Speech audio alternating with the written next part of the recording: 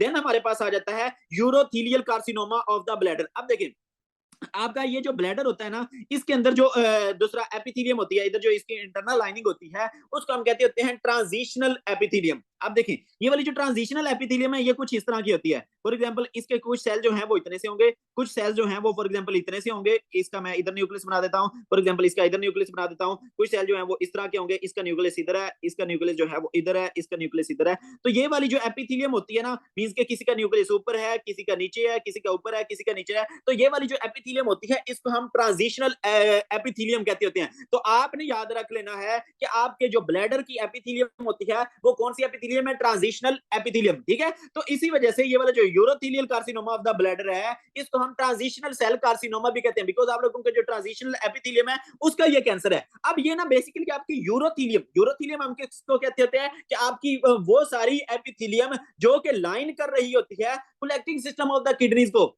और आप लोगों के ब्लैडर को, तो उसको हम क्या कहते हैं? यूरोथेलियम। अब collecting system of the kidneys क्या होता है कि इसमें आप लोगों के वो रीनल पेल्विस आ जाता है, रीनल कैल्सीज आ जाते हैं। उसके बाद अब आपको पता है इधर कैल्सीज होते हैं, देन आपका ये सारा जो है वो रीनल पेल्विस होता है। उसके बाद जो है ये आपका यूरेटर होता है। तो ये सारा क्या है? ये सारा आप लोगों का किडनीज का कलेक्टिंग सिस्टम है, और देन ब्लैडर। तो इन सब की ये वाली जो इंटरनल लाइनिंग है वो किसने बनाई हुई है? ये सब की जो इंटरनल लाइनिंग है उसको हम क्या कहते हैं? उसको हम यूरोथेलियम कहते होते हैं। तो अगर क्या हो जाए इस एरिया का इधर के जो सेल्स हैं वो अनकंट्रोलेबली ग्रो करना शुरू कर दें, तो इसको हम कह देते हैं, इसको हम urothelial carcinoma of the bladder कहते हैं। अब ये क्यों अनकंट्रोलेबली ग्रो करना शुरू कर देते हैं? इनका अगर एक्सपोजर होगा कुछ चीजों के लिए, कौन सी? अगर तो वो बंदा जो है वो स्मोकिंग करता है तो उसके अंदर ये होने के चांसेस ज्यादा है, या क्या है कि एरोमेटिक अमाइंस के साथ उसका एक्सपोजर होता है, जो कि आप लोगों की डाइज के अंदर, लाइक फॉर एग्जांपल आपकी जो हेयर कलर के अंदर डाइज होती हैं उनके अंदर यूज होते हैं। उसके बाद फॉर एग्जांपल रबर टायर की इंडस्ट्री वगैरह, ठीक है, उसके बाद लेदर की इंडस्ट्री वगैरह, वहां पे इनका यूज हो रहा था। तो ये आपने लिख लेना, बिकॉज यहाँ से एमसीक्यू आया हुआ है। रबर की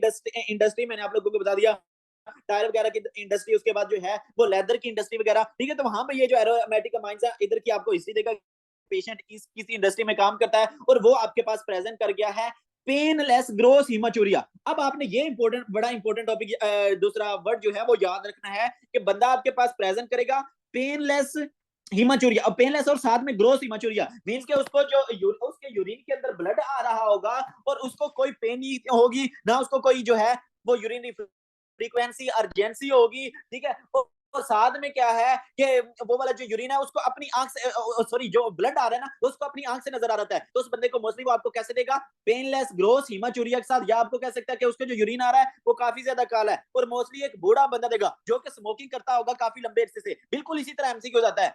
तो आपका मोस्ट प्रोबेबल डायग्नोसिस क्या बनना चाहिए? कार्सिनोमा ऑफ द ब्लैडर का आपका जो डायग्नोसिस है वो मोस्ट प्रोबेबल बनना चाहिए। तो इसमें मैंने आपको बता दिया, एक टोबैको स्मोकिंग, या आप लोगों को इंडस्ट्री के अंदर काम की हिस्ट्री दे सकता है, या आप लोगों को साइक्लोफॉस्फामाइड की हिस्ट्री दे सकता है कि वो वाला जो बंदा है वो साइक्लोफॉस्फामाइड का यूज कर रहा है। साइक्लोफॉस्फामाइड क्या है? ये बेसिकली आप लोगों की कीमोथेराप्यूटिक ड्रग है जिसको हम कैंसर के अंदर यूज करते होते हैं, ठीक है, लिम्फोमा वगैरह के अंदर। तो साइक्लोफॉस्फामाइड इस तरह की किसी हिस्ट्री देने के बाद आपके पास बंदा प्रेजेंट कर गया है पेनलेस ग्रोस हिमाचूरिया के साथ, तो आपका जो मोस्ट प्रोबेबल डायग्नोसिस है वो क्या बन जाना चाहिए? वो urothelial carcinoma of the bladder बन जाना चाहिए। यहां से जो मोस्टली एमसीक्यू जाता है कि कौन से लोगों के अंदर चांसेस ज्यादा होते हैं, तो वो आपने याद रख लेना है कि जो टोबैको स्मोकिंग करते हैं, उसके बाद एरोमेटिक अमाइन करो, उसके बाद जो है वो साइक्लोफॉस्फामाइड, मेनली टोबैको स्मोकिंग आपने मस्ट मस्ट इसके अंदर जो है वो याद रख लेना है। टोबैको स्मोकिंग है, साथ में बूढ़ा बंदा है, साथ में पेनलेस ग्रोस हिमाचूरिया है, साथ में किडनीज का कोई मसला नहीं है, तो आपने मोस्ट प्रोबेबली जो समझना है वो carcinoma, urothelial carcinoma of the bladder के बारे में ना जो आपने सोच लेना होता है। देन हमारे पास आ जाता है squamous cell carcinoma of the bladder. अब देखिए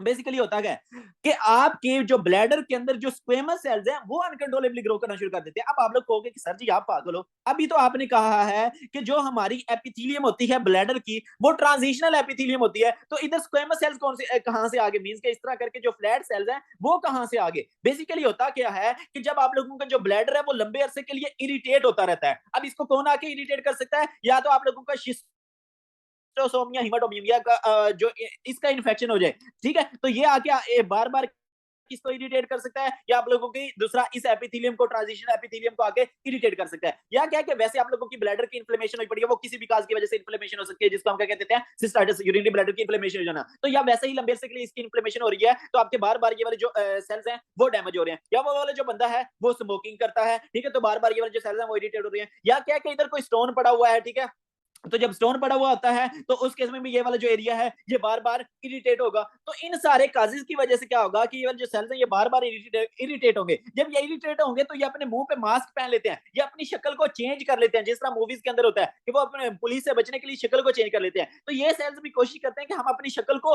चेंज करते हैं ताकि हो सकता है जो है मतलब हम अब इरिटेट ना हो। तो ये cells from transitional epithelium convert हो जाते हैं स्क्वेमस एपिथेलियम के अंदर। तो इसको हम क्या कहते हैं, स्क्वेमस मेटाप्लेजिया, कि आप जो सेल्स ने अपनी शक्ल जो है वो चेंज कर ली है, ताकि मतलब ये इन्होंने नॉर्मली चेंज की है ताकि क्या है कि वो उससे वो वाली जो क्रॉनिक इरिटेशन हो सकती है उससे बच सके। लेकिन क्या होता है कि फिर भी ये बार बार इरिटेट हो रही होती है, मींस कि ये वाली जो सारी चीजें ये फिर भी इनको बार बार इरिटेट कर रही होती हैं। जब ये फिर भी इनको बार बार इरिटेट कर रही होती हैं तो ये इवेंचुअली बहुत ज्यादा डैमेज हो जाते हैं। जब ये बहुत ज्यादा डैमेज होते हैं, इनका अंदर से जो डीएनए है वो म्यूटेट हो जाता है, जीन म्यूटेट हो जाते हैं। तो ये इवेंचुअली जो है वो अनकंट्रोलेबली, पहले तो इनकी थोड़ी सी जो है वो शक्ल चेंज हुई थी, अब ये थोड़े से एबनॉर्मल हो जाएंगे, ठीक है। इसको आप डिस्प्लेजिया कहते होते हैं। देन क्या है कि इवेंचुअली जब ये थोड़े से एबनॉर्मल हो जाते हैं तो आपने याद रख लेना कि जब भी कोई सेल्स का डिस्प्लेजिया हो जाए तो इवेंचुअली वो बहुत ज्यादा अनकंट्रोलेबली, मतलब इवेंचुअली उनका कैंसर बनने के चांसेस जो है वो बढ़ जाते होते हैं। तो मेटाप्लेजिया के बाद, मेटाप्लेजिया नॉर्मल था, लेकिन डिस्प्लेजिया क्या है कि इधर सेल्स एबनॉर्मल हो जाएंगे। जब ये एबनॉर्मल होंगे देन ये बहुत ज्यादा अनकंट्रोलेबली ग्रो करना शुरू कर देंगे। तो ये क्या बना देंगे, squamous cell carcinoma of the